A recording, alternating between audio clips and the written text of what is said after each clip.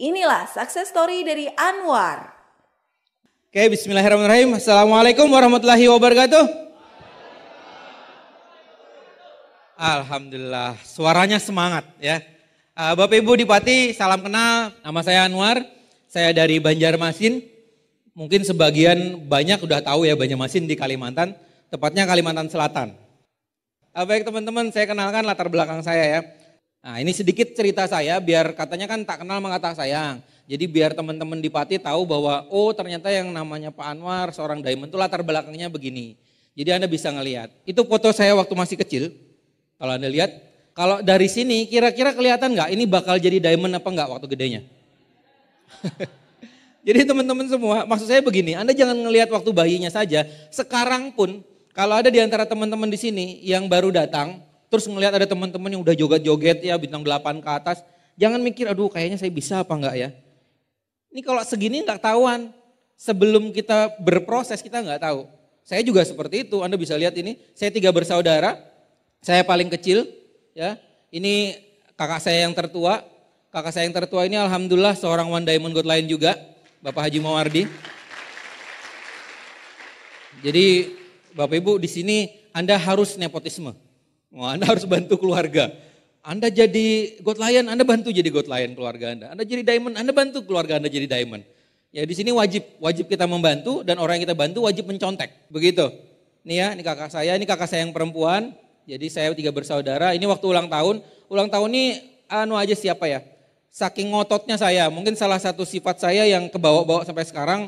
Kalau ibaratnya mau ngejar goals harus ngotot waktu kecil seperti ini. Kakak saya ulang tahun. Saya ngotot pengen ulang tahun. Padahal kakak saya ini lahirnya bulan Agustus. Dan memang dia ulang tahunnya bulan Agustus. Nah saya ngotot pengen ulang tahun. Padahal saya bulan Mei lahirnya. Jadi dibarengin. Dibarengin ulang tahun di bulan Agustus. Kakak saya tepat bulannya, saya bulan Mei ulang tahunnya bulan Agustus. Saking ngototnya gitu kan. Nah terus begini-begini juga Anda bisa lihat ya. Ini gak mungkin lah dari keluarga yang kaya raya kan. Baju aja kita gak punya.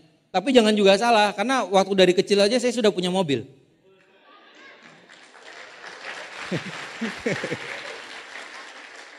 Jadi afirmasi kalau bawah sadar ya, mobil. Dari kecil udah punya mobil ya harus digenjot-genjot dulu sih mobilnya sebenarnya.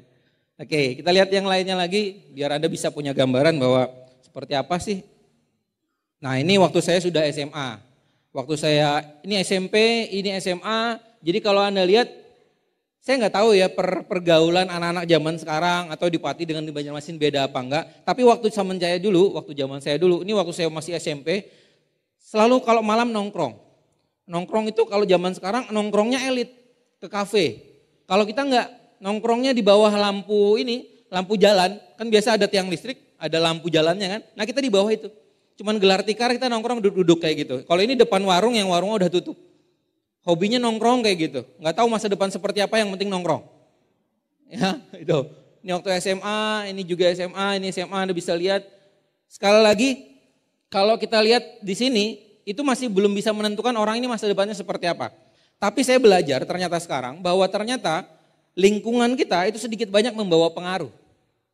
Nah untungnya saya termasuk orang yang sedikit bisa memilih-milih lah. Karena kalau salah pilih, kalau saya kasih tahu Anda ya, di lingkungan tempat saya kecil itu salah satu kawasan yang terkenal. Terkenal banyak pengedar.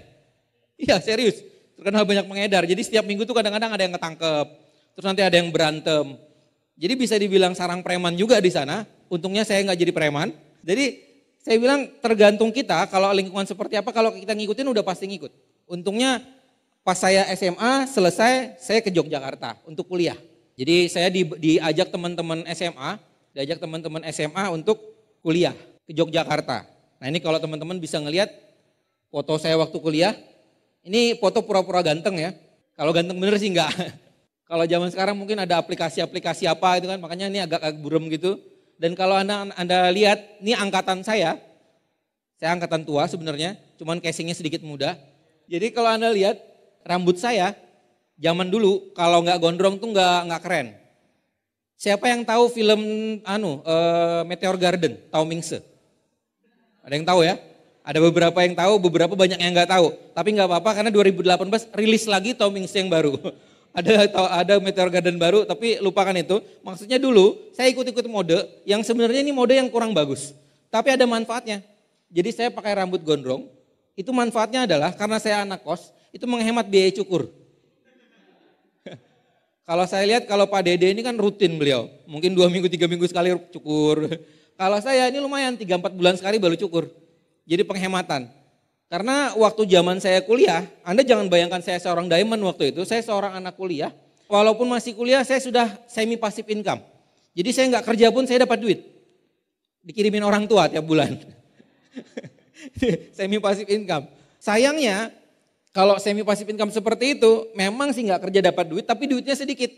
Anda bisa bayangkan saya kos, ini tempat kos-kosan saya, ya, ini tempat saya nyuci, jadi nyuci ya nyuci sendiri kayak gitu. Dan kalau saya nyuci itu pasti hening, nggak bisa ngomong, karena di belakangnya kandang ayam dan aromanya nikmat banget. Jadi udah nyuci aja, secepat-cepatnya nyuci. Nih Anda lihat nih waktu KKN, ini waktu ini. Ini kalau Anda bisa lihat bahwa rambut saya agak gondrong, kalau Anda amati, lengan baju saya juga waktu itu gondrong, panjang. Kenapa bisa segitu? Karena waktu beli di toko baju, yang diskon 70% ya itu. Paham ya?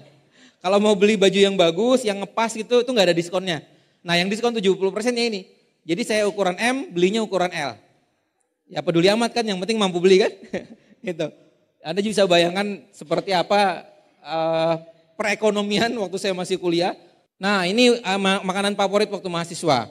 Jadi kalau orang makan makanan yang sate, soto, segala macam, saya juga ikut. Tapi bentuknya yang sebelah kanan. Jadi kan kalau manusia normal katanya gitu kan, makannya macam-macam. Ada soto, bakso, nasi sop, macam-macam lah. Kita juga nggak kalah, mahasiswa juga seperti itu ya. Cuman dalam bentuk instan. Dan kita banyak menghemat karena nggak perlu kemana-mana, di dapur kos-kosan aja udah bisa bikin. Bahkan kadang-kadang kalau stok kita menipis, saya kadang-kadang waktu zaman kuliah dulu kalau stok menipis saya tinggal ketok pintu kamar teman kos. Karena dia punya stok 1 kardus, saya ngutang dulu 1. Gitu. Ya jadi kebayang ya bahwa zaman dulu seperti apa. Dan waktu saya kuliah sudah mengenal yang namanya restoran cepat saji kayak KFC. Dan saya terus terang sering makan KFC waktu zaman masih mahasiswa. Nah ini KFC-nya.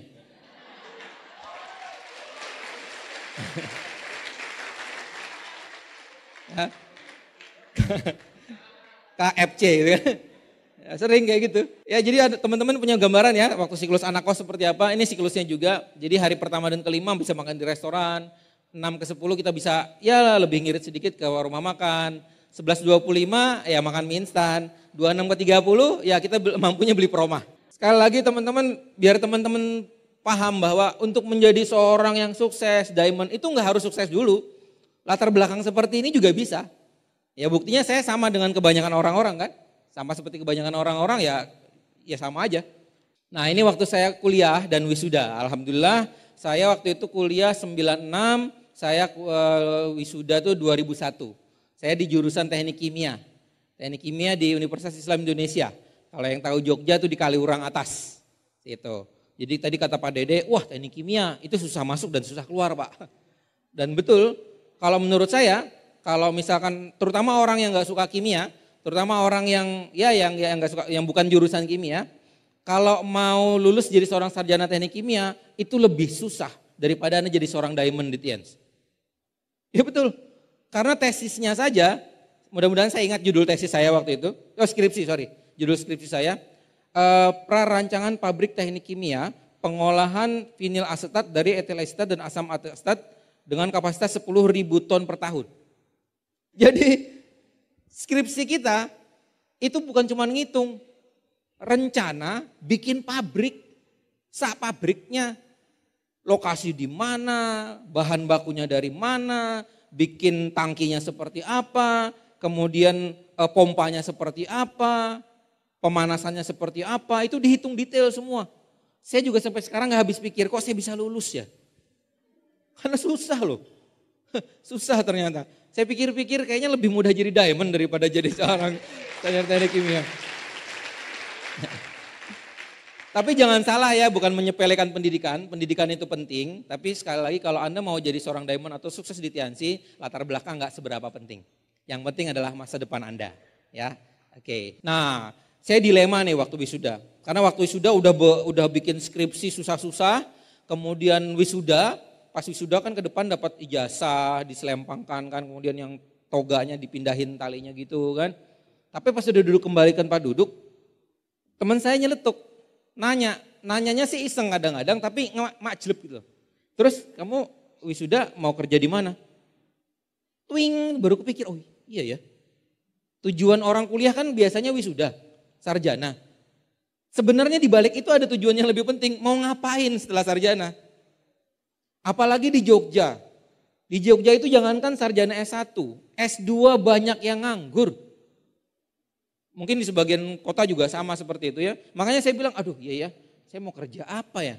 Saya coba ngelamar pekerjaan. Untungnya saya nggak ngelamar seperti ini. Jadi kalau teman-teman lihat zaman sekarang orang ngelamar pekerjaan kan seperti ini nih. Bahkan saya lihat, mohon maaf nih di berita-berita ya. Orang mau ngelamar di Alfamart, di Indomaret aja itu antri loh. Bahkan ada yang ngelamar mau jadi driver Gojek, Grab, Gokar. Itu juga ngelamar perlu antri juga. Saya sempat ngeliat tuh di kantornya Gojek waktu itu. Orang ngelamar itu ya banyak banget dan banyak persyaratannya. Diwawancara, dites segala macam.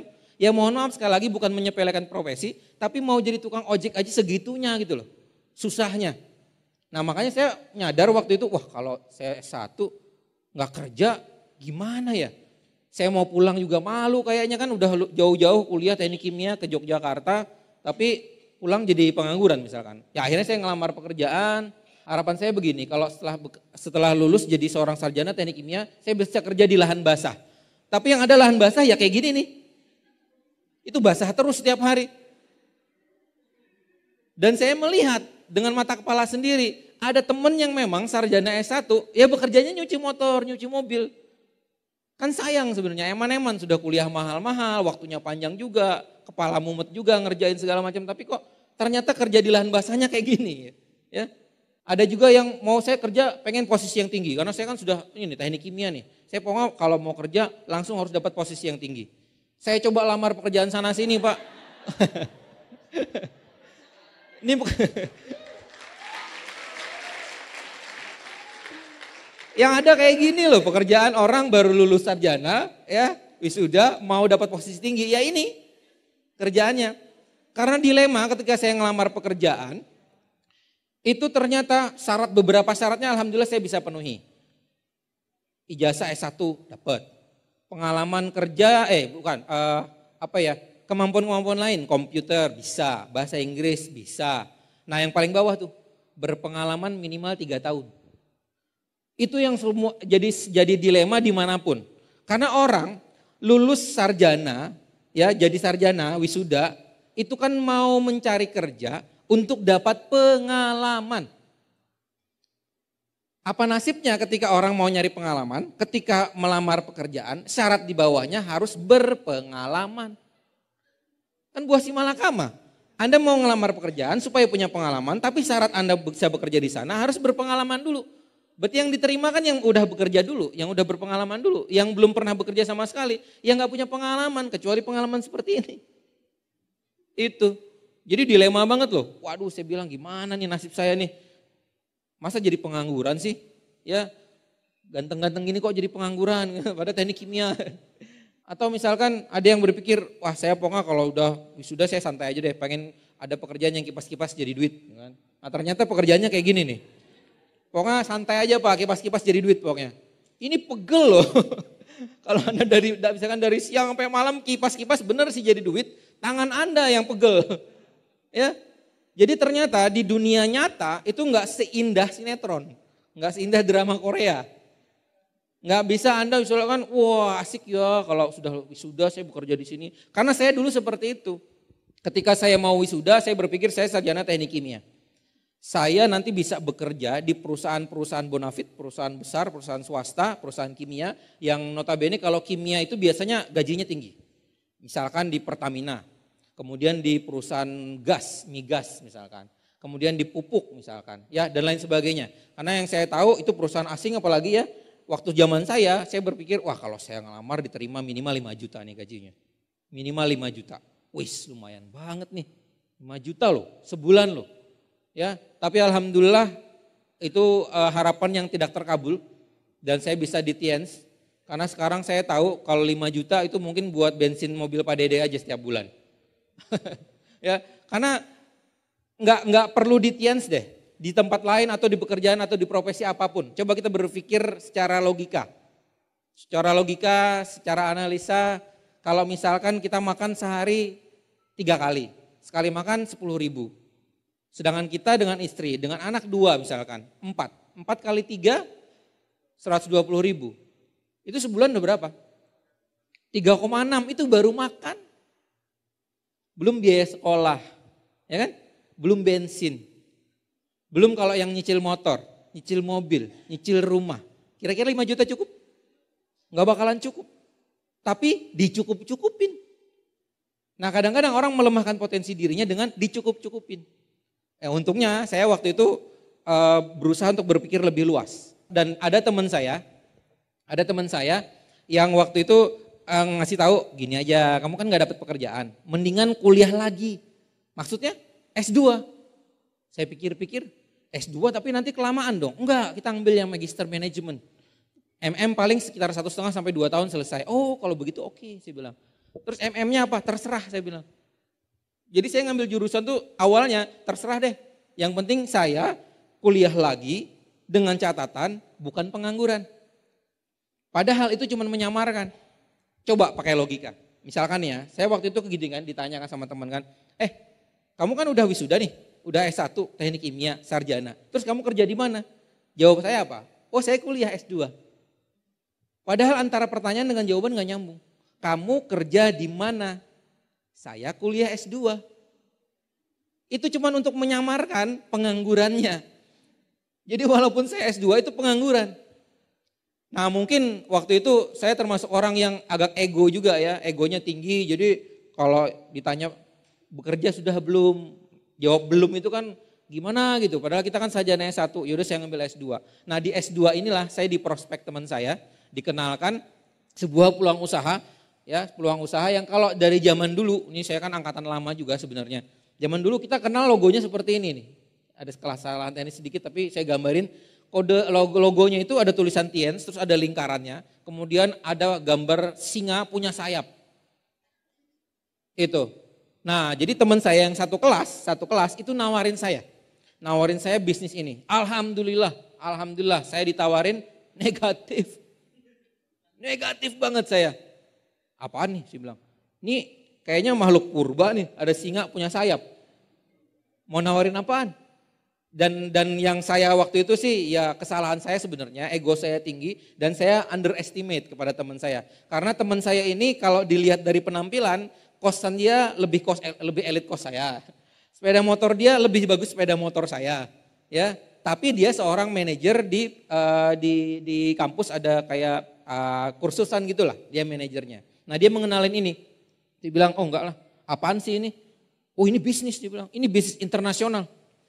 Internasional, kenapa internasional? Iya karena ini dari Cina dan dia punya cabang di mana-mana. Oh gitu ya. Terus ini gimana sih kita sistem kerjasamanya? Saya kan waktu itu termasuk orang yang negatif dan menutup diri dan terhadap yang namanya MLM, wah itu sinis. Jadi ibaratnya gini, kalau Anda tahu posisi saya dulu, waktu ditawarin, saya bilang bisa apaan? Ini bisnisnya bagus, bisnis dari Cina, ini adalah obat.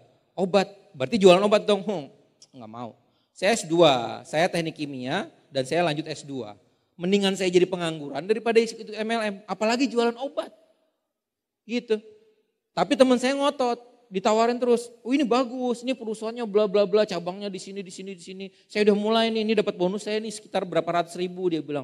Allah cuma berapa ratus ribu. Udah jalanin dulu aja, siapa tahu ntar bangkrut kan saya jadi gak ikut. Jadi kamu kalau mau jalan aja, gitu.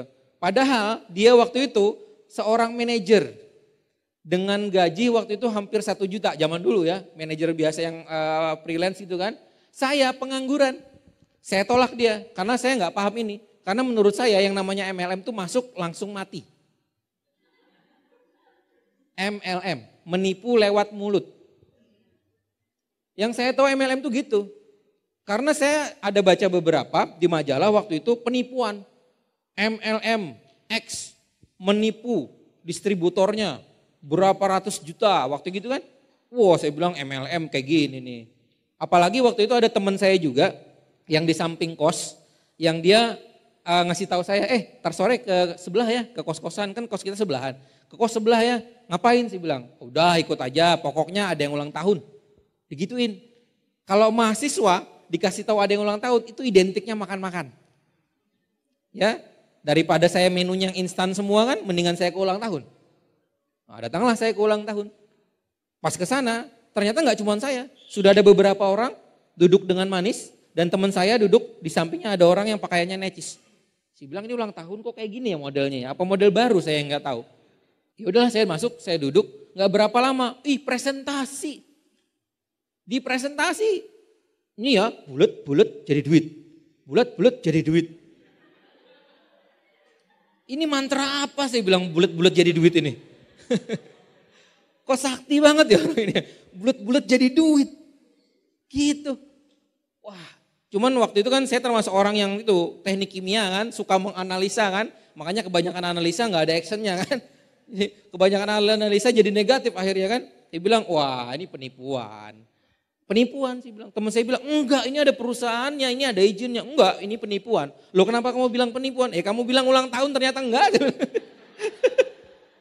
Iya toh, penipuan kan. Ya udahlah, akhirnya saya tambah negatif. Sudah mendengar berita bahwa ini orang yang dirugikan banyak. Kemudian teman saya gayanya begitu. Ternyata dalam waktu hitungan beberapa bulan dia juga udah berhenti di sana. Ini tambah menguatkan saya. Saya bilang, kan bener kan, penipuan kan. Lu sih gak percaya. Sohibmu ngasih nasihat kamu gak percaya. Gitu. Tapi teman saya yang satu lagi yang bukan teman kos. Teman saya yang satu kuliahan, satu kelas. Yang saya bilang, yang motornya lebih bagus motor saya, kosnya lebih bagus kosan saya. Dia kekeh nawarin ini bagus, ini Tiens nih, ini Singalangit ini. Digituin terus, pokoknya kalau ada kesempatan dia pinjemin buku. Ini ya, baca ya, karena menghargai temen, yaudah tak simpan ya, simpan. Besok dia nanya, gimana bukunya udah dibaca? Belum sempat, gak apa-apa kalau kamu perlu, nih tak balikin. Dia bilang, jangan kamu baca dulu aja. Itu berkali-kali. Bahkan dia nelpon kadang-kadang kalau saya lagi di kos, lagi di mana? Lagi di kos. Aku kebetulan nih deket kosmu, aku pas beli makan. Aku mampir bentar ya ikut makan di sana. Padahal saya baru tahu sekarang itu disengajain. Sengaja nyari makan walaupun jauh dari tempat juga dia bilang deket.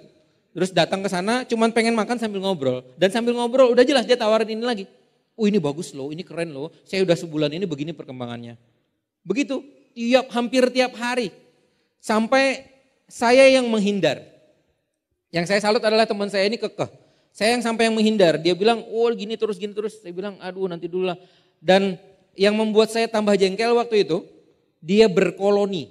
Dia mencari teman lain yang ternyata saya baru tahu bahwa itu adalah upline-nya atau sponsornya. Yang mungkin dia merasa kewalahan dengan saya, dia ajaklah upline-nya. Yang berbahaya adalah upline-nya ini satu kelas juga dengan saya. Jadi saya dikeroyok berdua, saya sendiri. Ya, mungkin kurang cukup yang upline-nya ini ngajak pacarnya lagi, jadi mereka bertiga saya sendiri. Senegatif-negatifnya saya kan nggak bisa nangkis semua serangan kan. Dari sini serang semua kan. Dan hebatnya mereka menunjukin fakta dan data. Nih fotonya, nih faktanya, ini slip bonusnya. Nah mulai dari slip bonus itu saya mulai bergetar. Bergetarnya karena apa? Karena saya, tadinya cuma ratusan ribu kok udah jutaan padahal baru 2 bulan. Baru 2 bulan saya anggurin. 3 bulan udah masuk 2 juta, 3 juta. Saya bilang kenapa ya? Apa yang salah di sini ya? Padahal saya negatif banget. Saya bilang ini pekerjaan buat orang yang gak punya pekerjaan. Ini pekerjaan buat ibu-ibu rumah tangga. Dan saya bukan ibu-ibu rumah tangga. Gitu. Dan saya lihat ternyata yang tadi yang maju-maju banyak ibu-ibu rumah tangga juga. Jadi yang mana yang salah? Tapi kalau saya cuma ngotot dengan ego saya dan saya ngotot berdebat dengan teman saya nggak ada ujungnya. Saya perlu informasi tambahan dan perlu penengah. Untungnya saya ini termasuk orang yang negatif tapi analitis, suka meneliti, suka mencari-cari informasi. Nah ke positifnya adalah saya mencari informasi untuk membuktikan ini benar atau salah. Ketimbang kalau misalkan nih ya, kadang-kadang kan ada tuh kita ketemu orang, dikasih peluang misalkan, langsung ditolak, belum tahu apa-apa. Belum tahu apa-apa langsung ditolak. Kalau menurut saya ini menolak rezeki. Karena biasanya kita kan sering berdoa kan minta rezeki kan. Kita kan nggak tahu kira-kira Allah atau Tuhan itu memberi rezeki lewat mana. Bisa jadi kan lewat teman kita yang nawarin informasi itu. Tapi kalau kita tolak kita sudah melewatkan peluang itu. Nah saya untungnya mencari-cari informasi. Saya bilang benar nggak sih kalau misalkan ini memang penipuan saya mau tahu dia salahnya di mana. Supaya saya bisa berdebat dan saya bisa menang. Nah di situ Bapak Ibu dia dikasih informasi tambahan oleh teman saya, fakta dan datanya. Dan salah satu waktu saya kuliah S2 dosen saya membahas tentang strategi pemasaran. Jadi buat Anda, entah Anda kuliah atau nggak kuliah, yang penting Anda paham bahwa ternyata saya waktu itu kuliah S2 di Magister Management, jurusan marketing atau pemasaran. Dosen saya seorang profesor, dia menjelaskan tentang strategi pemasaran. Dia bahas beberapa strategi, salah satunya ya MLM, network marketing, personal franchise, bisnis jaringan. Loh, saya bilang kalau misalkan ini memang salah menurut pendapat saya, kenapa dosen saya yang profesor kok ngajarin yang salah? Saya mulai bertanya-tanya yang salah dia apa saya? Kayaknya kan gampang jawabnya kan karena dia profesor, saya muridnya. Kan nggak mungkin dia yang salah. Tapi saya masih lebih jauh lagi. Dia bilang ini seperti ini strateginya bahwa yang namanya network marketing atau multi level marketing adalah salah satu strategi di dunia yang paling berhasil saat ini.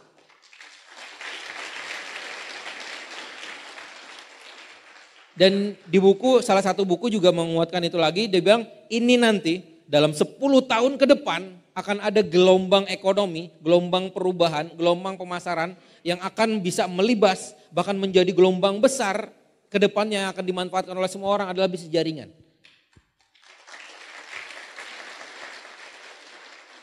Itu sudah belasan tahun yang lalu. Sekarang kejadian gak kira-kira? Sebelum masuk ruangan ini, saya tadi sempat lihat di sebelah sana kalau nggak salah ada yang jual kebab, bisnisnya jaringan. Sebelah sini entah Alfamart atau Indomaret, bisnisnya jaringan. Atau macam-macam kalau Anda lihat sekitar, bimbingan belajar, jaringan juga.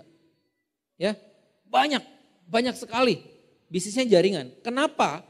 Karena inilah kenyataannya dari ramalan yang 10 tahun yang lalu. Dan orang-orang yang tidak memanfaatkan bisnis jaringan, dia akan tergilas. Akan hilang. Nah untungnya saya waktu itu mulai positif. Oh berarti begini, berarti begitu. Saya coba cari referensi lagi, dikasih tahu oleh teman saya. Baca buku ini. Bukunya waktu itu Berpikir dan Berjiwa Besar judulnya. Nah ini yang membuat pikiran saya jadi jauh lebih positif. Berpikir dan berjiwa besar, jadi kita mengharapkan hal-hal yang besar tapi secara sikap positif. Sehingga kita bisa merasa bahwa kita bisa mengejarnya.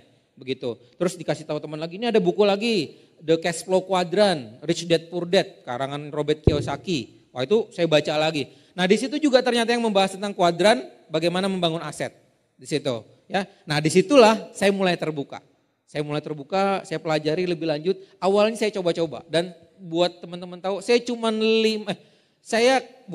telat 5 bulan untuk memulai bisnis ini. Teman saya sudah kenceng 5 bulan, bonusnya sudah 5 jutaan lebih, saya baru mulai. Di situ saya menyesal. Nah mulai saya kenal, saya mulai aktif, kemudian saya bisa dari yang negatif sekali menjadi positif sekali. Ada beberapa cerita, beberapa proses yang membuat saya bisa berubah seperti itu. Alhamdulillah waktu itu dari yang negatif saya cari informasi, saya meneliti lebih jauh lagi dan dapat fakta dan datanya. Jadi Bapak Ibu kalau Anda mendapatkan informasi cuman sekadar teori, Anda boleh bantah. Anda boleh bantah semua teori-teori. Ada yang mengatakan nanti akan dapat ini, nanti akan dapat itu, Anda bantah semua. Tapi kalau sampai orang yang menyodori Anda informasi dan peluang menunjukkan fakta datanya, apa yang mau dibantah? Udah kejadian. Benar enggak? Jadi kalau misalkan hari ini ada di antara Anda yang sama seperti saya, masih posisinya negatif, mau tepuk tangan juga lihat kanan kiri, yang ini tepuk tangan, yang ini tepuk tangan. Saya tepuk tangan gak sih? Mikir-mikir kayak gitu kan. Terus yang lain udah pada berdiri tepuk tangan, Anda juga mau mau berdiri males tapi gak berdiri jadi aneh sendiri gitu kan. Dengan malas dan terpaksanya Anda berdiri juga, enggak apa-apa. Ya, karena saya dulu seperti itu. Karena waktu saya diundang ke pertemuan saya juga ogah-ogahan. Sampai dipaksa-paksa sama sponsor saya di Yogyakarta, saya kan kuliah di Jogja. Dipaksa-paksa, ayo datang.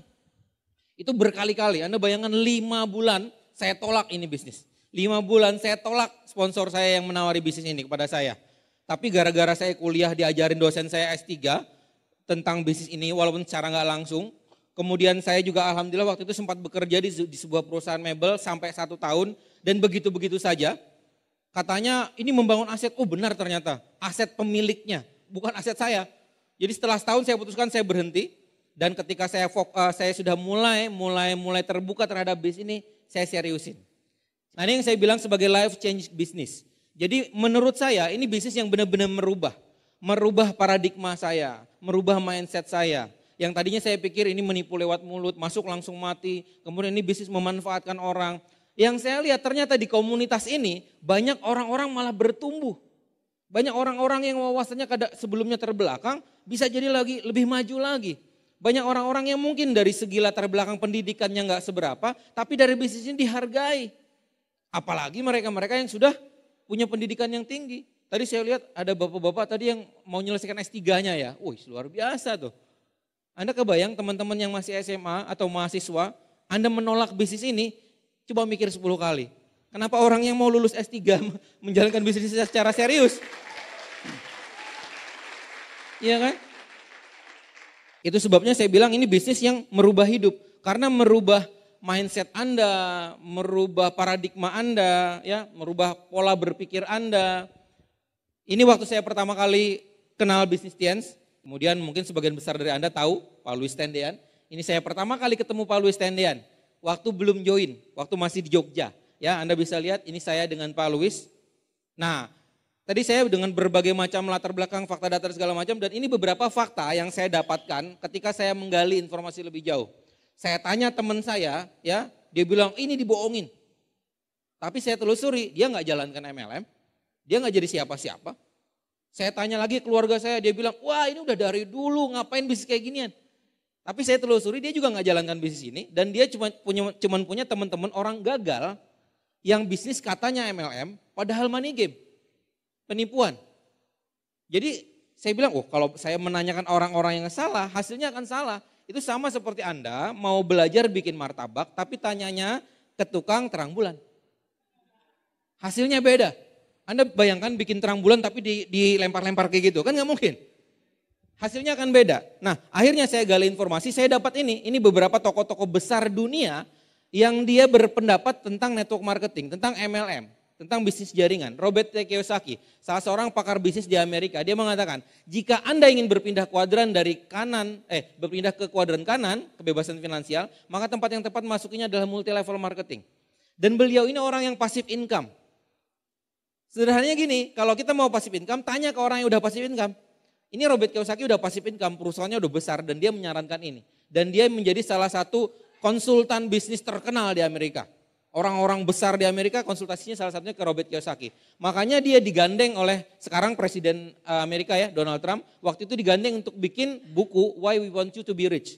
Buku network marketing juga. Why We Recommend You Network Marketing. Terlepas Anda suka nggak suka dengan Donald Trump, tapi Anda pasti akui bahwa dia pebisnis handal. Ya, dia menyarankan network marketing. Karena dia bilang kalau saya juga punya, kakak saya seorang One Diamond Gold Lion. Beliau pengusaha properti, developer. Beliau kalau mau bantu orang untuk bekerja sama di bisnisnya, pertanyaan pertama yang mudah tapi susah jawabnya adalah, Pak punya modal nggak minimal 1 M? Kalau orang mau kerja sama di bisnis properti dengan kakak saya, pertanyaannya mudah, jawabnya susah. Bapak punya modal nggak 1 M?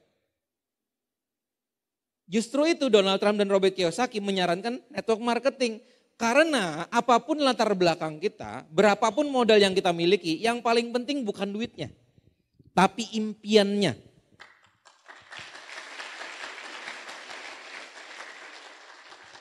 Itu juga yang menguatkan buku yang saya baca sebelumnya, Berpikir dan Berjiwa Besar. Karena waktu saya baca buku Berpikir dan Berjiwa Besar, saya tambah semangat. Sayangnya waktu itu belum ketemu bisnisnya apa. Nah ini udah ketemu. Makanya saya telusuri, oh MLM, oke MLM, ya. Terus siapa lagi? Ada Paul Zentpilzer. Ini penasehat ekonomi kedua Amerika untuk Presiden George W. Bush waktu zaman dulu ya. Penasehat ekonomi presiden. Kira-kira secara bisnis dan ekonomi pinter gak dia? Anda kira-kira kalau mau misalkan ya ada pilihan. Anda mau konsultasi bisnis ke orang ini atau ke tetangga Anda yang belum sukses? Ya jelas ke dia lah. Tokoh dunia terkenal sukses, bahkan presiden saja konsultasi ke dia. Ya kan? Itu dia menyarankan juga, dia bilang salah satu bentuk distribusi di masa yang akan datang akan menjadi tren dan meledak seluruh dunia adalah multi level marketing. Stephen R. Covey, pengarang buku dunia, motivator dunia, dia juga menuliskan bahwa multi level marketing adalah bisnis yang dapat dilakukan oleh siapa saja tanpa memandang latar belakang dan membuat setiap orang yang mengerjakannya dapat menjadi berpikir besar menuju impiannya masing-masing secara terarah. Dan yang paling mahal selain mindset dan pikiran sebagai pengusaha sukses yang akan dibangun di bisnis ini, yang paling mahal adalah Anda akan berada di komunitas One Vision yang positif, yang akan mendukung Anda untuk mencapai sebesar apapun impian Anda.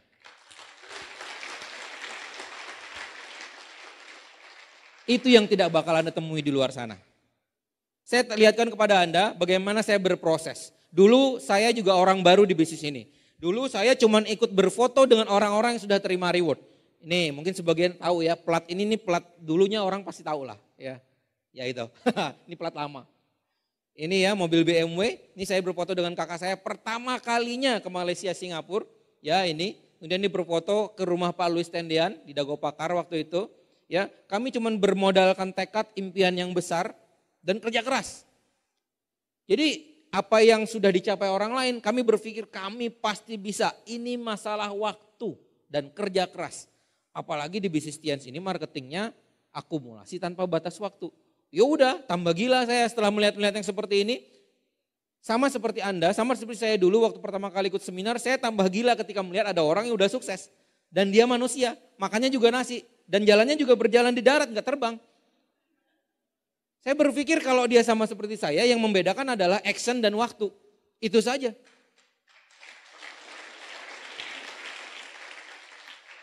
Akhirnya yaudah saya mulai presentasi ke teman-teman, home meeting dan lain sebagainya. Dan alhamdulillah Bapak Ibu, karena pengalaman saya waktu itu ketika ditawari bisnis saya negatif 5 bulan, nah bulan-bulan awal saya juga ditolak terus.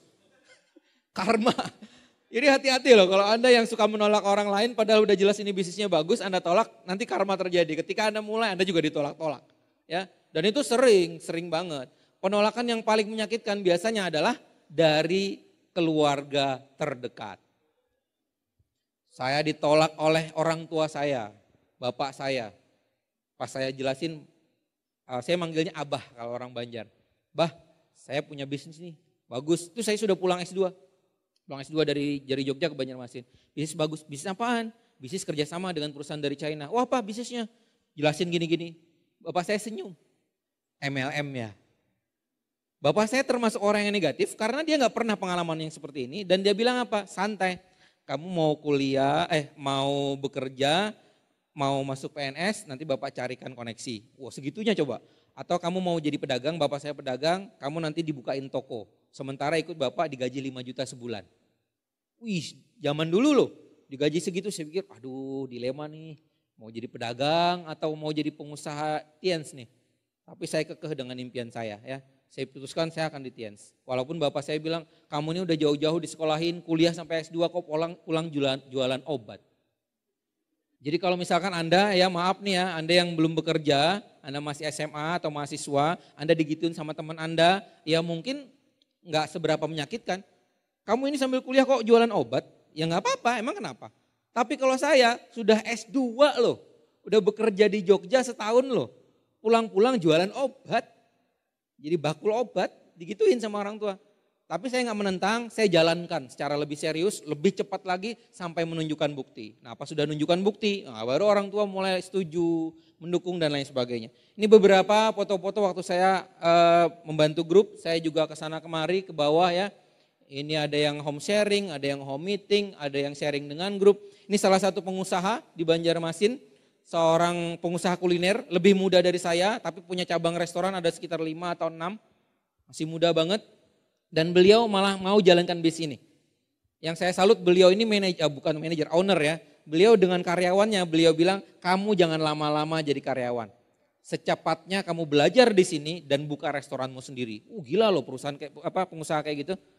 Nah justru karena itu dia mau jalankan Tians.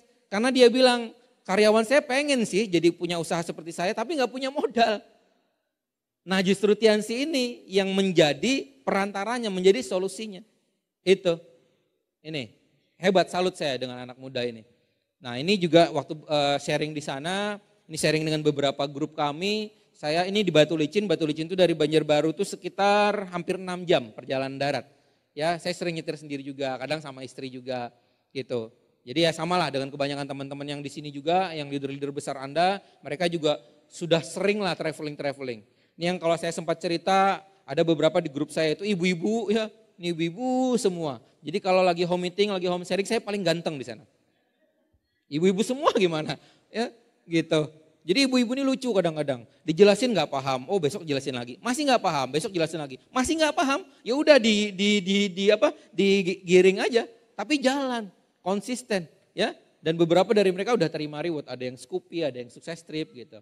Ini saya dengan istri keluar masuk gang kayak gini. Ini di posisi saya sudah God Lion. Jadi Anda bisa lihat kalau misalkan ada di antara Anda, mohon maaf nih yang bintang 5, bintang 6 sudah mulai ogah-ogahan presentasi ke sana kemari. Ya, udah bintang 7 Pak, ngapain lagi kayak gituan. Ini God Lion loh. Jalan becek kayak gitu, masuk gang kayak gitu, saya tetap masukin.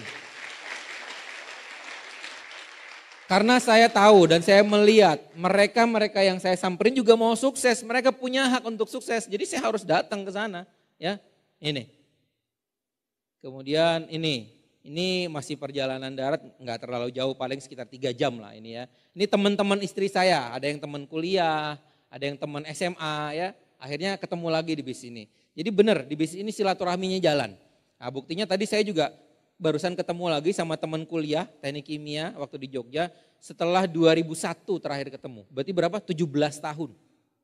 Barusan ketemu tadi. Ya. Jadi ini benar-benar mempererat tali silaturahmi. Jadi kalau ada yang bilang, "Pak, saya takut, Pak. Saya di bisnis ini kalau jalankan bisnis ini tawarin bisnis ini ke teman, nanti teman saya menolak, dia negatif, saya dimusuhi." Habis dong teman saya. Tergantung niat Anda. Kalau niat Anda adalah ikhlas membantu dia untuk berkembang, baik dalam hal kesehatan, wawasan, pergaulan, penghasilan, dan lain sebagainya. Kalau niat Anda tulus ikhlas membantu mereka, jangan takut. Yang Anda tawarin baik. Kalaupun mereka menolak, itu pilihan mereka, nggak ada salahnya. Ya kan? Sama lah seperti misalkan Anda pas lagi makan di mana, enak gitu kan, Anda cerita ke teman Anda, ini ada bagus loh rumah makan enak loh di sini, coba makan di sana. Dia makan di sana. Ya, kemudian dicerita ke teman yang lainnya, akhirnya banyak orang makan di sana. Anda nggak untung apa-apa, nggak dibagi ke persenan berapapun oleh rumah makan itu. Kalaupun teman Anda menolak, Anda juga nggak rugi apa-apa, Anda cuma cerita kok. Nah tapi di bis ini kalau Anda cerita, itu jadi aset. Ya, ini beberapa lagi ya dengan grup dari istri saya juga. Ini kita home meeting, kita presentasi, one on one, sana kemari, keliling-keliling. Itu yang kami lakukan. Ini ke dokter spesialis, beliau urologi kalau nggak salah. Ya, beliau ini juga seorang platinum dan bintang 8. Dan pasiennya kalau ada yang nanya, ada yang herbal nggak dok? Pasti TIENS yang diarahkan. Ya, ini dokter ini dari sore sampai tengah malam pasiennya nggak habis-habis. Jadi ya sesuai prosedur beliau, tapi kalau pasiennya nanya, ada yang herbal nggak dok? Udahlah, udah nggak mungkin yang lain. Atau ada yang nanya, ini anak saya mau tinggi badan dok, ada nggak? Udah langsung paket peninggi. Ya jadi kita tinggal kirim-kirim kayak gitu. Ini daerah Martapura. Ini juga saya ke Kapuas, daerah Kalimantan Tengah. Ini masih Kalimantan Selatan. Nah ini mungkin sebagian Anda kenal, ada Pak Andi Istana di sini ya, grup saya, seorang diamond juga. Nah ini juga upline tertinggi saya.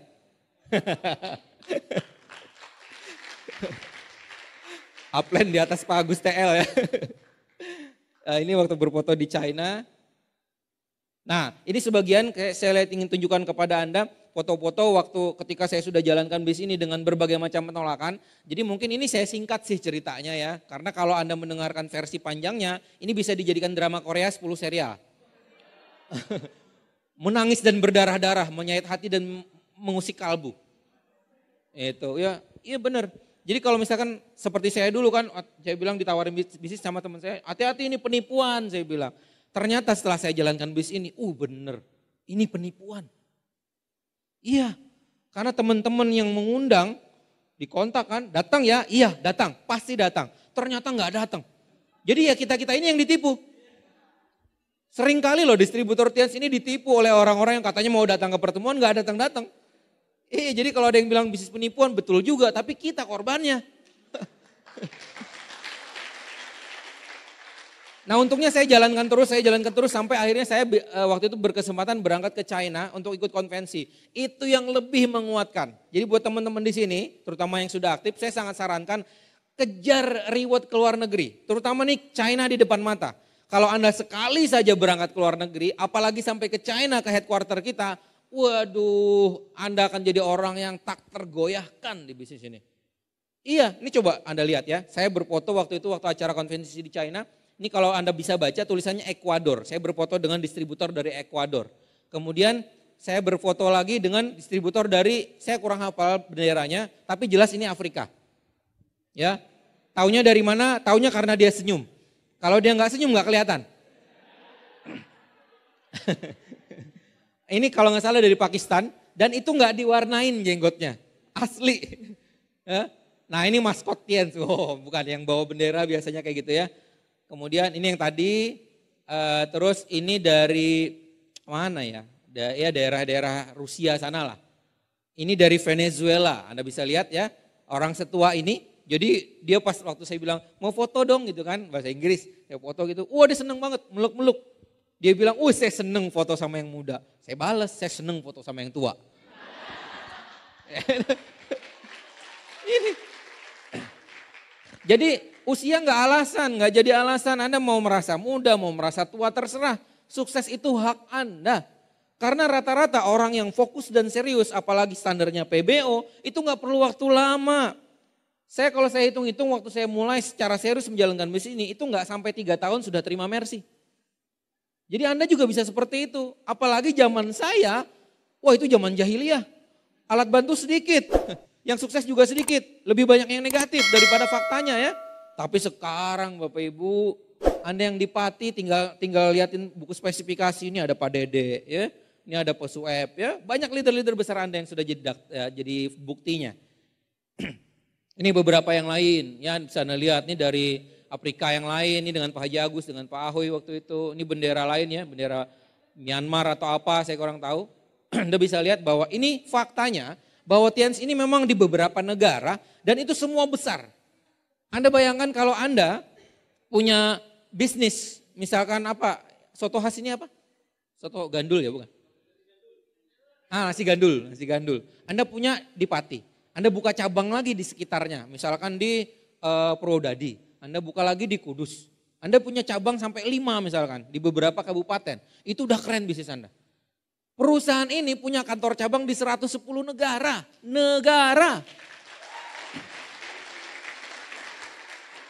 Ini buktinya, ini orang dari Azerbaijan, dari Birma, dari Lebanon, dari China. Seluruh dunia kumpul. Ini dari Rusia, dari Jepang, dari Filipina. Mau fakta apa lagi yang Anda cari? Tadi saya berfoto Anda lihat di China dengan Mr. Lee ya, pakai jas ya. Nah ini foto yang langka, karena saya jarang ketemu teman-teman leader yang bisa berfoto dengan Mr. Lee cuman kaosan. Pak Yofi juga saya rasa belum pernah punya foto pakai kaos dengan Mr. Lee. Saya pernah. Tapi Bapak Ibu untuk bisa berfoto seperti ini saya harus terbang ke Afrika Selatan. Wah, pas acara konvensi Afrika Selatan saya datang, ini sebenarnya sengsara membawa nikmat. Jadi harusnya makan pagi, bangunnya kesiangan, ya udahlah orang makannya jam 8, orang bubar, saya jam 10 baru ke restoran. Ke restoran ada Mr. Lee pakai kaos. Ya udahlah dihampirin lah foto di situ. Ya gitu, ceritanya begitu. Nah ini beberapa hasil yang saya dapatkan jalan-jalan ke luar negeri.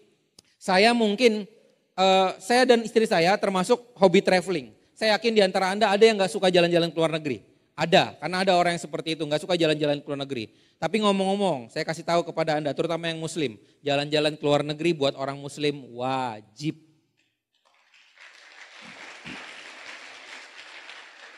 Anda gak mungkin umroh dan naik haji cuman ke Kudus. Harus ke Mekah dan ke Madinah. Dan itu luar negeri. Ya. Jadi Anda suka gak suka ke luar negeri, Anda harus ke luar negeri ya. Apalagi ada teman saya yang ya, grup saya sih yang bilang, gimana ya saya gak terlalu suka sih ke luar negeri. Oh gitu, gini aja saya bilang, suka gak bonusnya gede? Suka. Nah orang-orang yang ke luar negeri itu biasanya bonusnya gede. Karena syarat untuk dapat reward ke luar negeri, asetnya harus bagus, harus sehat, bonusnya juga gede. Anda tanya deh kepada mereka-mereka yang kemarin berangkat ke Australia. Sebelum kita balik ke Indonesia, bonus udah masuk rekening. Jadi belum sempat kita ngabisin duit, udah dimasukin lagi. Salah satunya Pak Yopi nih. Jadi kalau setiap kali bonus sharing langsung dikasih tahu, Pak Dede bonus sharing segini. Wah, Pak Yowas nih bonus sharing segini. Gitu-gitu. Itu jadi luar biasanya di bisnisnya. Nih kita keluar negeri. Saya keluar negeri waktu itu, waktu zaman lama ya, saya keluar negeri ke Belanda, Venesia, Italia. Kita cepat aja, Atomium Belgia ya, kemudian Monticelli Swiss. Karena banyak juga ya cepat aja. Ini di Roma, Italia, ini di Perancis, Menara Eiffel, ini di South Africa, di Johannesburg ya. Oke. Ini waktu di Beijing 2008 saya dengan istri dan anak saya. Jadi waktu itu anak saya masih umurnya masih sekitar 1 tahun lebih lah. Dia baru bisa belum bisa jalan, malah belum bisa jalan. Saya ajak ke Hong Kong Disneyland dengan orang tua saya. Terus ini ke Universal Studio Jepang waktu itu. Ya, ini di Sawa Jepang. Jadi waktu itu anak saya itu belum 2 tahun. Belum 2 tahun, dia sudah ke 5 negara.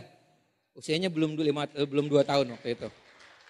Jadi kalau saya ingat-ingat dulu waktu saya diceritain waktu saya kecil umur 2 tahun, saya tanya pernah keluar negeri enggak? Pak, saya dulu diajakin, enggak pernah, kita kan hidupnya sederhana gitu kan.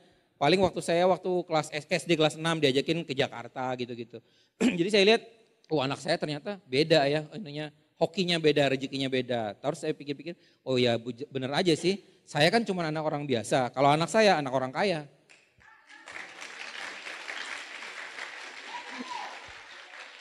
Jadi beda nasibnya ya. Nah terus Bill Gates juga bilang, kalau Anda terlahir miskin bukan salah Anda. Anda gak bisa memilih orang tua seperti apa yang melahirkan Anda. Tapi kalau sudah dewasa, sudah ketemu bisnis, Anda gak kaya-kaya, itu 100% salah Anda. Ya, makanya manfaatkan peluang ini. Ini waktu di Jepang, ini waktu di Filipina, kita percepat lagi. Ini di Filipina, ini waktu naik kapal pesiar 3 negara waktu itu ya 2010. Di kapal pesiar ini lengkap sekali, Anda bisa lihat ada waterboomnya, ada lapangan golfnya untuk driving, ada lapangan basketnya, ada biliarnya, ada restorannya, ada kafenya, wah banyak, pokoknya semuanya ada. Yang gak ada Anda.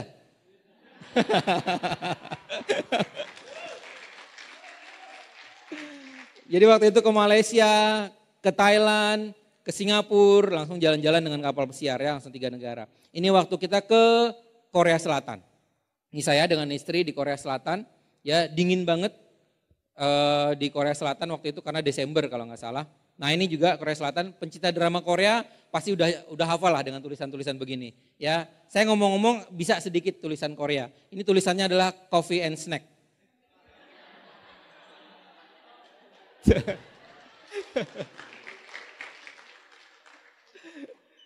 Umroh juga saya dapatkan alhamdulillah dengan One Vision, dengan beberapa leader waktu itu bareng ya. Saya bersama istri berangkat umroh, ini di Batu yang Setihawa ya. Ini dengan Ustadz Al-Bughdadi, terus ini di Gunung Jabal Nur ya kalau nggak salah. Terus ini di Singapura yang lebih baru waktu itu 2014, saya ke Singapura dengan anak istri berangkat sendiri bukan dari Tianxi. Karena istri saya biasanya kalau untuk traveling apalagi bersama rombongan penyakitnya adalah susah ngatur waktunya. Dia lebih suka udah kita jalan-jalan sendiri aja gitu-gitu.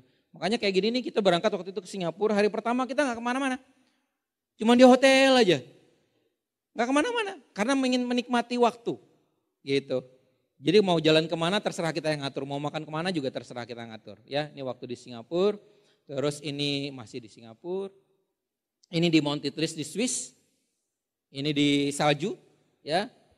Buat Anda yang belum pernah ke salju, coba Anda rasakan dulu sensasinya, buka kulkas krok-krok. Biar terasa suasananya ya. Ini di Thailand, di Phuket Thailand, di pantainya sana ya. Ini ada di pasarnya sana. Ini Glory Trip Rusia, waktu itu istri saya yang berangkat. Ya, saya suruh istri saya yang berangkat dengan kakak ipar saya. Jadi kakak saya juga terima, jadi yang berangkat istri saya dan kakak ipar. Ini waktu kami di Vietnam. Ini waktu kami di Belanda. Ini waktu di Belanda juga, tapi makan makanan Indonesia. Nah ini asik nih. Jadi di sana ada beberapa sih restoran Indonesia, tapi di sana tuh agak susah nyarinya dan mahal. Jadi waktu itu pengalaman saya bareng dengan beberapa leader, salah satunya Pak Haji Agus. Beliau pas di sana ada nasi goreng, wah seneng, minta ampun karena kita keliling waktu itu keliling Eropa tuh 20 hari. 20 hari keliling Eropa, dapat 10 negara waktu itu. Kita ke sana di Belanda dapat nasi goreng, Pak Haji Agus suka, dia belilah untuk dibungkus untuk dimakan di hotel. Satu bungkus, pas pulang bayar 500 juta. Jadi kata Pak Haji Agus, wih ini nasi goreng termahal yang pernah saya makan. Iya. Tapi Pak Haji Agus kan sudah director, jadi kalau cuma 500 juta cuma geli-geli dikit lah ya. Gitu. Ini di depan headquarter kita di Tianjin ya, Anda bisa lihat gambar singa terbang yang tadinya saya ketawain dulunya waktu masih negatif, sekarang saya malah berfoto, malah saya elus-elus kepala singanya. Nih, itu, ini di muka Tiananmen ya, Forbidden City, ini tembok China. Ini istri saya waktu berangkat ya ke Rusia lewat Dubai. Ini waktu di Milan. Anda kalau dengar kata Milan kan sering identiknya ke Italia dan mode. Oh, ini Anda lihat nih, ini benar-benar sebuah mall yang khusus untuk semua merek-merek terkenal. Kayak Hugo, terus apa sih, nggak semua lah. Yang merek-merek terkenal itu semua ada di sini. Gitu. Ini waktu di Jerman, di Munchen kalau nggak salah. Ini waktu di Dresden, bagian dari Jerman. Ini di Perancis, ya, yang ada Museum Mona Lisa di sana. Ini juga di Paris, yang Anda bisa lihat tulisannya, Paris. Ini di Berlin, di Hard Rock Cafe Berlin. Ini juga masih di Berlin, jadi ini daerah bersejarah. Dulunya ceritanya ini perbatasan antara Jerman dengan Amerika. Ini yang tadi masih di Korea. Oh, kembali lagi ya. Bentar. Ini namanya Liechtenstein. Saya sampai susah nyebutin nama negara ini. Liechtenstein. Jadi ini salah satu negara terkecil di dunia. Jadi kalau Anda mau mengelilingi negara ini, Anda cukup naik ada tram. Tramnya itu khusus untuk mengelilingi, 20 menit sudah keliling. Bayang? Berarti masih kalah besar dengan Pati dong. Karena 20 menit Anda sudah mengelilingi negara ini. Gitu. Jadi salah satu negara terkecil di dunia, Liechtenstein. Makanya dibikin miniatur istananya di sana. Ini waktu Langkawi Malaysia, ya saya berfoto dengan istri, ini di belakangnya ada gembok-gembok ya, biasa orang nulis-nulis gitu kan. Untuk memperkuat ini. Nah ini yang terbaru kemarin, kita berfoto di Pedis Market di Australia. Ini di Australia, di Sydney. Ini di Sydney, saya bawa tulisan Tiens Indonesia di situ. Nah ini yang saya bilang waktu di awal, ngomong-ngomong saya dari kecil itu sudah punya mobil. Nah ini mobilnya. Tapi berawal dari impian, walaupun itu hal yang serasanya kecil, serasanya kayak main-main. Itu ternyata kalau kita tanam di alam bawah sadar, itu yang benar-benar menjadi sumber energi tak terkalahkan. Jadi motivasi itu ada dua, ada yang dari luar, ada yang dari dalam. Yang dari luar, hari ini Anda datang ke pertemuan seperti ini, Anda pasti semangat. Tapi belum tentu ini berlangsung lama. Tapi kalau Anda dapat inspirasi dan motivasi dan itu Anda letakkan di alam bawah sadar Anda dan Anda berpikir, saya mungkin cerita tentang apa yang saya alami, tapi Anda bayangkan bahwa itu menjadi impian yang akan terwujud dalam hidup Anda, masukkan ke alam bawah sadar. Boleh Anda melihat ini foto saya, tapi Anda bayangkan itu Anda dengan istri Anda, dengan pasangan Anda. Ya, Anda bayangkan seperti itu supaya masuk alam bawah sadar. Saya dari kecil sudah berfoto di mobil seperti itu, saya berfoto dengan mobil orang lain sudah terima reward. Akhirnya saya terima ini. Ini bukan terima, saya beli dari bonus Tiens. Jadi ini waktu saya masih bintang 6 kalau nggak salah, hampir bintang 7 waktu itu. Ya beda dengan yang sekarang ya bintangnya ya, jangan samakan. Jadi waktu itu saya mau bintang 7, saya sudah bisa beli ini. Dan ngomong-ngomong, ini tulisan ini, www.tiens.com, itu spotlight warna hijau Tosca. Itu saya sudah miliki 1 tahun sebelum saya punya mobil ini. Dan kenapa ukurannya? Pas karena memang saya sudah bikinnya sesuai ukuran mobilnya. Mobilnya belum ada. Waktu saya masih zaman baru di Tiens, masih di Yogyakarta, saya suka mobil ini. Saya datang ke pameran, saya minta brosur, saya lihat ukuran kaca depannya dan saya bikin stikernya. Seukuran mobil ini, mobilnya belum ada. Saya bekerja keras, saya tanam alam bawah sadar saya, setahun kemudian saya sudah punya bonus yang cukup, saya beli mobil ini, saya tempel stikernya. Jadi hati-hati dengan keyakinan Anda, hati-hati dengan impian. Apa yang Anda yakini bisa terwujud. Ini salah satu mobil yang saya beli setelah saya beli yang crossover, saya beli ini, saya kasih ke orang tua saya. Ini sesukanya dia, orang tua saya nulisin apa, karena saya tulisin gitu, dia tulisin juga tiansi.bk.com. BK itu inisial dari toko punya bapak saya. Jadi kalau Anda ketik ini di Google nggak bakalan ketemu. Nah ini mobil gratis dari bisnis ini. Mercy C230 Sport, platnya DA83ST. Ada yang bilang, STMM ya Pak. Enggak, itu bacanya the best. Ya, jadi ini mobil terbaik yang bisa Anda dapatkan secara gratis dari bisnis Tians. Ini saya berfoto dengan istri, ini rumah kami di Persada Mas, di Banjarmasin, itu di sekitar KM 8, ini di Citragraha di KM 11. Ya, ini di depan danau, jadi lokasinya bagus banget, strategis, dan ini bisa jadi. Saya nggak tinggal di sini karena ini rumah passive income. Kalau saya tinggal di sini saya malas kemana-mana. Nyaman banget sih rumahnya. Udah kecil tapi depannya ada taman, ada danaunya lagi. Kemana-mana juga agak jauh terisolir gitu. Jadi benar-benar zona passive income. Ini. Nah intinya kalau saya sih ya jalankan bisnis untuk keluarga saya. Bukan cuma untuk saya. Kalau mau mengikuti apa yang saya inginkan saja. Saya ini termasuk melankolis plekmatis. Jadi kalau dari saya sendiri nggak terlalu ngotot orangnya sebenarnya. Kalau mau mengikuti apa yang saya inginkan. Mungkin saya perlu cuman mie instan dan teh hangat, udah cukup bisa hidup saya. Tapi hidup saya nggak cuma untuk saya. Untuk istri saya, untuk anak saya, untuk orang tua saya, untuk keluarga saya. Bahkan untuk teman-teman dan lingkungan saya. Makanya saya harus berubah menjadi lebih baik. Nah di Tiansi ini caranya. Ini solusinya buat Anda teman-teman yang mau berubah lebih baik. Ini gambaran sedikit buat Anda bisa ngelihat keluarga kecil kami, anak saya baru 1, sekarang sih umurnya sudah lumayan 11 tahun ya, sudah kelas 6. Anak saya udah kelas 6 dan ngomong-ngomong anak saya kelas 6 inilah yang mengangkat saya jadi seorang God Lion. Jadi dia naik bintang 8, saya naik God Lion. Ya makanya tadi salut ada anak-anak tadi kelas 5 ya, udah platinum tadi ya, wih dahsyat tuh, nanti kelas 6 nanti juga bintang 8 tuh. Gitu. Ini saya ya lagi membagikan waktu berkualitas buat keluarga. Karena Bapak Ibu ternyata uang itu bukan segalanya di bisnis ini. Walaupun ternyata kadang-kadang segalanya perlu uang. Nah tapi yang lebih penting daripada uang ternyata adalah waktu. Anda seberapa kaya pun, seberapa banyak pun uang Anda nggak bisa beli waktu. Karena waktu tidak bisa dibeli dan waktu bisa lewat begitu saja.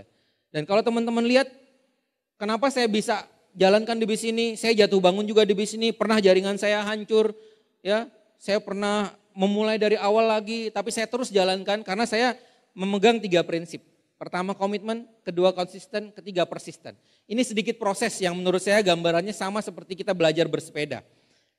Di ruangan ini siapa yang bisa bersepeda? Coba angkat tangan. Banyak ya. Siapa yang bisa bersepeda dan sudah mungkin lebih dari 5 tahun nggak naik sepeda? Ada nggak? Ada beberapa. Saya yakin Anda kalau dikasih sepeda pasti masih bisa bersepeda walaupun sudah 5 tahun lebih nggak bersepeda. Karena keahlian itu sudah masuk alam bawah sadar. Walaupun pada proses awalnya Anda masuk dalam fase belajar. Di fase belajar kita perlu menyiapkan diri, mental rendah hati. Belajar ke siapa? Ke orang yang sudah ahli bersepeda. Di bisnis ini seperti itu. Buang ego Anda, belajar kepada orang yang mengundang Anda, belajar bagaimana caranya Anda juga mau sukses, belajar membangun aset supaya berikutnya Anda menjadi orang yang ahli. Kalau bersepeda ya Anda ahli bersepeda. Dan Anda perlu sadari, pada prosesnya Anda pasti jatuh. Pada prosesnya sebelum Anda sukses Anda pasti gagal. Dan itu lumrah. Jadi jangan sampai Anda bilang saya mau sukses Pak, tapi saya nggak mau gagalnya. Saya mau jalankan bisnis ini Pak, tapi saya nggak mau ditolak. Nggak bisa. Semua proses itu pasti kita lalui, tapi yang paling penting jatuh itu adalah resiko. Tapi yang terpenting bukan jatuhnya, melainkan bangkitnya. Saya kenal beberapa, bahkan ada di antaranya di sini mereka yang saya tahu bisnisnya pernah hancur, pernah gagal, pernah vakum dan lain sebagainya. Tapi beliau memutuskan untuk bangkit lagi. Karena orang sukses mengatakan bahwa yang membuat kita dibilang sebagai pecundang adalah kalau kita jatuh dan tidak bangkit lagi. Tapi selama kita bangkit, Selama kita bangkit, walaupun pada prosesnya kita belum berhasil, kita tidak bisa disebut sebagai pecundang. Anda lihat kalau misalkan Anda terus bangkit dan terus bangkit dan terus bangkit, Anda menjadi orang yang mahir di bisnis ini. Sambil senyum, saya ingat waktu masih kecil, saya untuk bisa belajar bersepeda, saya nggak punya sepeda, saya nyewa. Sewa sepeda, jatuh-jatuh, sampai akhirnya saya bisa. Dan ketika saya bisa, saya bolak-balik depan rumah saya. Itu bisa sampai 20-30 kali. Cuman mau liatin ke orang tua, udah bisa sepeda nih. Kayak gini nih. Mungkin awalnya Anda menangis karena jatuh, tapi ketika Anda sudah bisa, Anda senyum menjalankannya. Bisnis ini sama seperti sepeda. Selama Anda terus mengayuh, Anda konsisten, sepedanya nggak bakal jatuh. Kalau Anda sudah bisa bersepeda, Anda tinggal konsisten mengayuh saja terus-terusan, sepedanya nggak bakal jatuh. Sama, kalau bisnis Anda terasa melambat, nggak apa-apa. Memang bisnisnya ada naik turunnya. Tapi sebagai seorang pemenang, jangan sampai berhenti mengayuh. Karena ketika Anda terus mengayuh, Anda akan mengalami percepatan lagi di bisnis ini. Anda lihat ini kalau misalkan udah jelas tanjakan seperti ini berbelok juga. Kalau ada seseorang yang memutuskan berhenti mengayuh, Anda sudah tahu nasibnya. Dia akan jatuh, kepanasan, tergilas teman-teman yang lain di belakang. Ya, jadi teruslah konsisten mengayuh. Makanya saya selalu bilang kepada grup saya 3 kata, konsisten. Pertama komitmen, ketika Anda mengambil keputusan hari ini Anda harus komitmen yang penuh, full. Karena komitmen itu 0 atau 100%. Kalau Anda sudah komitmen, konsisten. Artinya Anda terus melangkah, terus melangkah, terus melangkah. Hari ini gagal, coba lagi. Besok gagal, coba lagi. Belum berhasil, coba lagi. Karena kalau Anda konsisten, Anda akan sampai pada titik Anda berhasil. Kemudian yang ketiga, persisten. Persisten itu sama atau mirip dengan never give up. Anda tidak kenal menyerah. Sering leader kita bilang bahwa orang yang paling sulit dikalahkan adalah orang yang tidak pernah menyerah. Titik sukses di bisnis ini bukan tergantung siapa yang lebih dulu. Dalam perlombaan lari mungkin Derek bukan juara. Tapi dia memutuskan untuk sampai ke garis finish. Anda Bapak Ibu, ketika Anda sudah berkomitmen di bisnis ini, lakukan secara konsisten. Lakukan secara persisten. Never give up. Jangan pernah menyerah Bapak Ibu. Karena walaupun Anda merasa Anda bukan orang yang lebih dulu sampai di garis finish. Anda belum orang yang lebih dulu mendapatkan reward. Percaya saja Bapak Ibu, ketika Anda mencapai garisnya, Anda juga seorang pemenang. Tidak peduli Anda urutan 10, 20, 100 atau 200. Karena semua orang berhak menjadi pemenang di bisnis ini.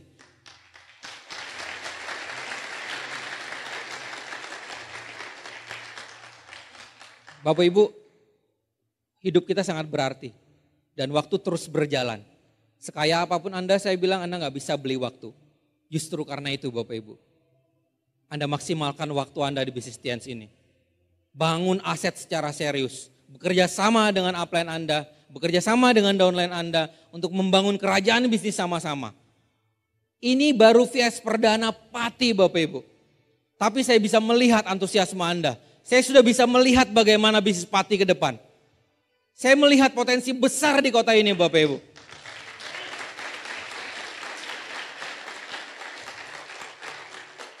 Bapak Ibu, sukses adalah pilihan. Saya tidak bisa menjamin semua dari Anda yang hadir hari ini akan menjadi orang sukses. Karena sukses adalah pilihan. Tapi Anda bisa memutuskan untuk keluar menjadi orang baru. Anda yang belum bergabung, Anda secepatnya hubungi orang yang mengundang Anda. Anda yang sudah bergabung, hubungi upline Anda. Dan buat komitmen baru. Untuk Anda segera mungkin menjadi orang sukses di bisnis ini Bapak Ibu. Karena sukses bukan cuma untuk Anda. Tapi untuk keluarga Anda, grup Anda, orang-orang terdekat Anda Bapak Ibu. Bapak Ibu, saya sering bercanda dengan teman-teman tapi ini serius. Tujuan orang semua di dunia ini sederhana. Dia ingin hidupnya bahagia dan mati masuk surga. Sesederhana itu Bapak Ibu. Hidupnya bahagia, mati masuk surga. Bapak Ibu, kalau Anda menjalankan bisnis ini secara serius, Anda ikhlas membantu orang lain, secara bisnis Anda sehat, penghasilan Anda besar, dan Anda sudah berjasa membantu banyak sekali orang Bapak Ibu. Kebahagiaan apa lagi yang Anda cari selain melihat kebahagiaan orang-orang yang Anda bantu Bapak Ibu. Itu membahagiakan sekali. Dan Bapak Ibu perlu ingat, TNS adalah bisnis TNS syariah. kita mengikuti kaedah muamalah. Tidak ada yang dilanggar. Kalau Anda dari awal niatnya tulus, ikhlas membantu orang lain. Menjalankan bisnis ini secara dunia, Anda dapat materi yang banyak.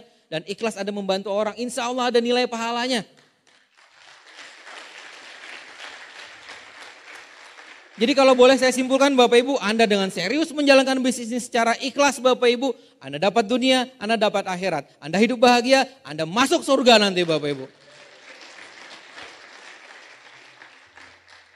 Bapak Ibu, hari ini mungkin bisa jadi momentum yang bersejarah buat teman-teman terutama yang di Pati, karena ini PS perdana.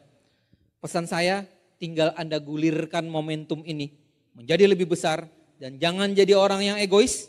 Tawarkan bisnis ini kepada lebih banyak orang lagi tanpa pilih kasih, tanpa peduli mereka nanti tanggapannya seperti apa. Bagikan peluang ini sebanyak-banyaknya dan gulung momentum lebih besar lagi. Karena VS berikutnya Bapak Ibu menjadi tolak ukur. Seserius apa Anda sepulang dari VS hari ini?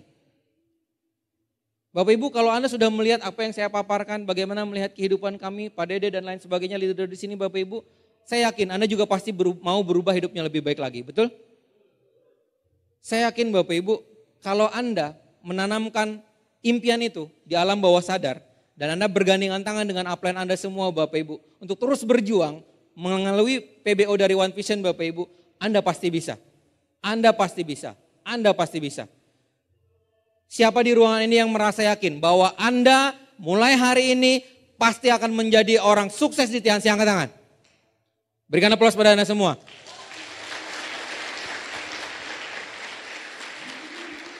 Siapa di antara Anda yang mulai dari hari ini merasa Anda punya energi baru, merasa punya pandangan baru, merasa punya hidup baru, punya semangat baru, berdiri dari bangku Anda Bapak Ibu. Bapak Ibu, hari ini Anda mendengar gegap gempita, gemuruh, tepuk tangan. Itu mungkin hari ini buat saya, tapi nanti Anda ingat, tepuk tangan seperti ini, itu buat Anda Bapak Ibu. Jalankan terus bisnis ini Bapak Ibu. Jalankan terus. Jangan pernah menyerah Bapak Ibu. Kalau Anda sudah komitmen, Anda sudah konsisten, Anda sudah persisten. Kalaupun Anda jalankan bisnis ini dan Anda ditolak, Anda bangkit lagi.